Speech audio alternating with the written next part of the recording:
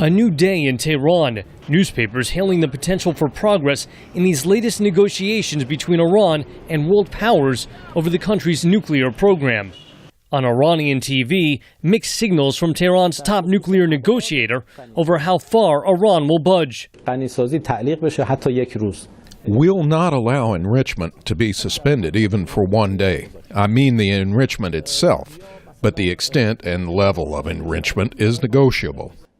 U.S. Secretary of State John Kerry's made clear Washington and the West need more. It's not words that will make a difference, it's actions.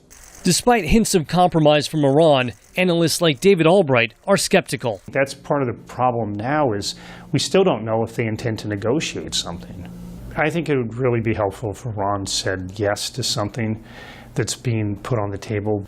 But Iran's negotiators may not be likely to say yes to anything easily, and may instead look to press an advantage. Michael Singh at the Washington Institute. It can approach this issue not only with negotiations, but also through pressure of its own. And so it'll be interesting to watch whether Iran tries to escalate tensions in the region, for example, in the Persian Gulf or even in Syria and Iraq. That could be risky for Iran, especially as sanctions are hammering the country's economy. But in a nation where Friday prayers are sometimes punctuated with chants of death to America, Iran's leaders may not feel pressure to do a deal.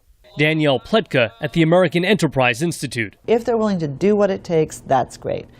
For the last 20 years, the answer to that has been, they're not. Already, despite renewed hopes for a deal, negotiators warning progress will be slow.